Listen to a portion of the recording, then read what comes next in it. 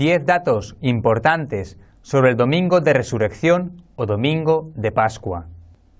Pascua es el día más importante del calendario cristiano, incluso más importante que la Navidad. Es un asunto fundamental porque en él está fundada nuestra fe, ya que sin la resurrección sería absurda y no tendría razón de ser nuestra fe. Si Cristo no hubiera resucitado, la Iglesia no podría anunciar ninguna buena noticia de salvación para nadie. Para los católicos, el domingo de Pascua inaugura el periodo pascual de 50 días hasta Pentecostés. Los primeros 8 días después del domingo de resurrección se considera como el propio domingo de Pascua y se le denomina octava de Pascua. Los católicos se han preparado para este día a través del periodo penitencial de Cuaresma, que comenzó el miércoles de ceniza y cuya culminación es la Semana Santa o Semana de la Pasión, cuyo día más importante son los del Triduo Pascual, para llegar al domingo de resurrección. La importancia del domingo de resurrección la leemos en San Pablo, que dice que a menos que Cristo resucitara de entre los muertos, nuestra fe sería en vano. 1 Corintios 15. Por todo ello, te traemos 10 datos importantes que deberías conocer. 1. ¿Qué pasó en la Pascua de Resurrección? Entre otras cosas, las mujeres fueron a la tumba para ungir el cuerpo de Jesús. Vieron a los ángeles, que les dijeron que no estaba allí. Se fueron a decir a los apóstoles, que inicialmente no les creyeron. Pedro y el discípulo amado corrieron a ver la tumba y la encontraron vacía. María Magdalena tuvo un encuentro con el Cristo resucitado. Lo mismo tuvieron los discípulos en el camino a Emaús. También lo tuvo Pedro, lo mismo que lo tuvieron todos los apóstoles, menos Tomás, que tendría uno más adelante. Jesús había resucitado de entre los muertos. 2. La resurrección de Jesús es un evento histórico.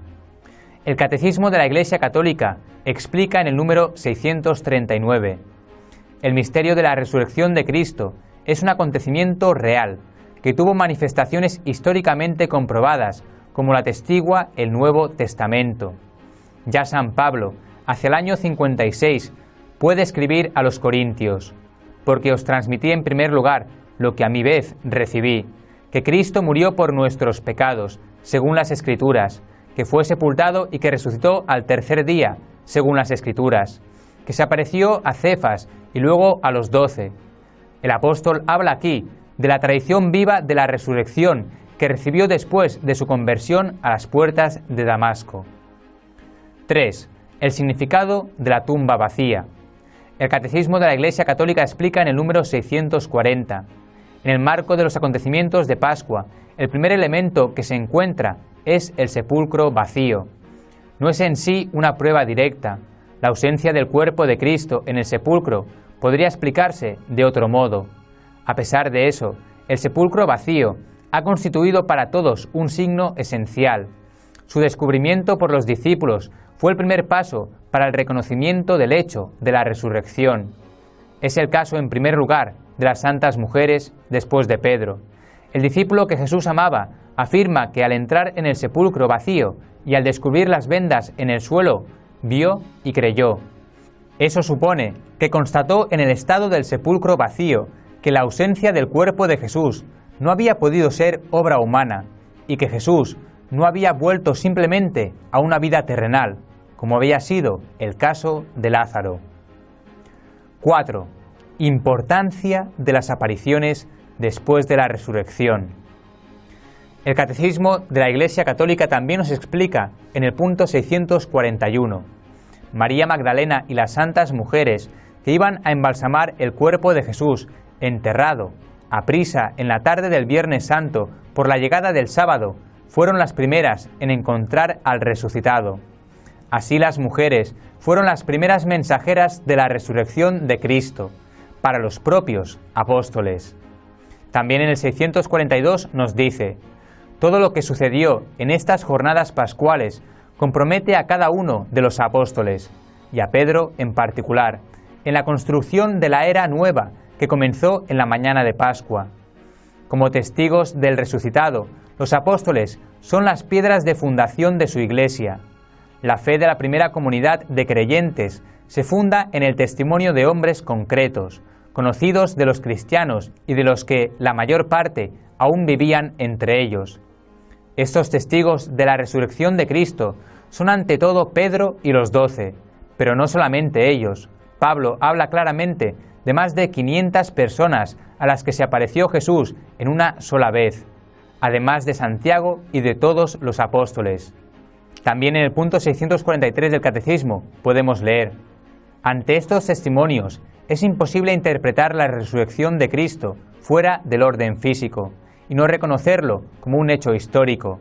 Sabemos por los hechos que la fe de los discípulos fue sometida a la prueba radical de la pasión y de la muerte en la cruz de su Maestro, anunciada por él de antemano. 5. Importancia de la resurrección de Cristo para nosotros.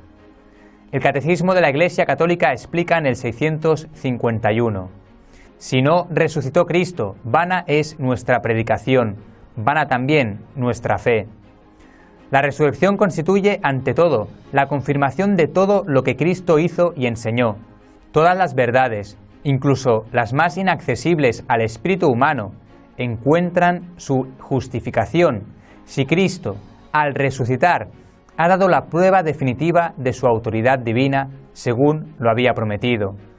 En el 658 también encontramos: Cristo, el primogénito de entre los muertos, es el principio de nuestra propia resurrección, ya desde ahora por la justificación de nuestra alma y más tarde por la vivificación de nuestro cuerpo.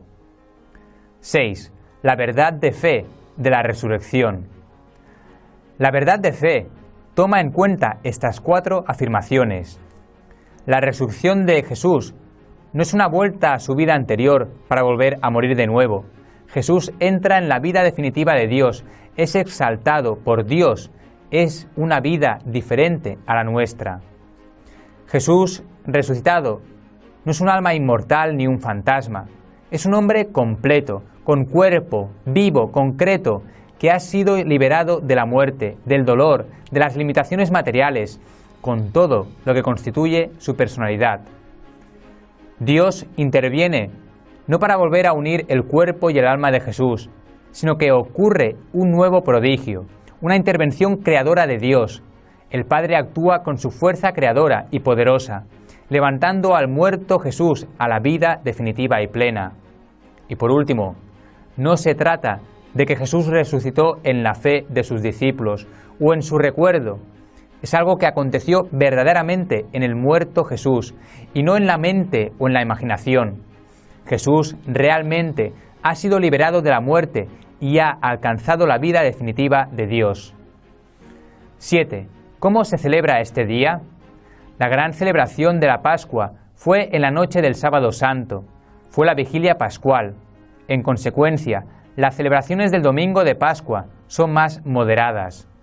De acuerdo con el documento principal que rige las celebraciones relacionadas con la Pascua, Pascales Solemnitatis, dice: la misa es celebrada el día de Pascua con gran solemnidad. Es conveniente que el rito penitencial tome la forma de una aspersión con el agua de la vigilia, durante el cual la antifonía Vidi Aquam o algún otro canto de índole bautismal sea cantado. Las fuentes en la entrada de la iglesia también deben llenarse con la misma agua. 8. El cirio pascual. Pascales Solemnitatis explica: el cirio pascual tiene su lugar apropiado, ya sea en el ambón o junto al altar, y debe ser iluminado en todas las celebraciones litúrgicas más solemnes de la temporada hasta el domingo de Pentecostés, ya sea en la misa, en la mañana y en la oración de la tarde. Después de la temporada de Pascua, el cirio se debe mantener con honor en el baptisterio, de modo que las velas de los bautizados se puedan encender en él, en la celebración del bautismo. En la celebración de los funerales, el cirio pascual se debe colocar junto al féretro, para indicar que la muerte de un cristiano es su propia Pascua. El cirio pascual no ha de encenderse ni permanecer en el santuario fuera de la temporada de Pascua. 9. Las celebraciones populares. Este día de resurrección es alegre, pero triste para los cofrades. Alegre por la manifestación de la resurrección que sustenta la religión y triste porque la Semana Santa finaliza. Hay pocas procesiones en el día de hoy. Tampoco suele congregarse mucha gente porque en muchas ciudades comienza a preparar las calles para volver a la rutina diaria. 10. La Pascua instauró el domingo como día festivo y de descanso. El domingo de resurrección es el culpable de que los domingos sean los que se consideran festivos y de descanso en la semana, ya que, como es una fiesta clave del calendario litúrgico, en los primeros siglos del cristianismo se cambió gracias a ella el día dedicado al descanso y a la alabanza a Dios nuestro Creador, del sábado al domingo. En la religión judía, en cambio, como no se reconoce la resurrección de Cristo, el día festivo sigue siendo el sábado o sábado.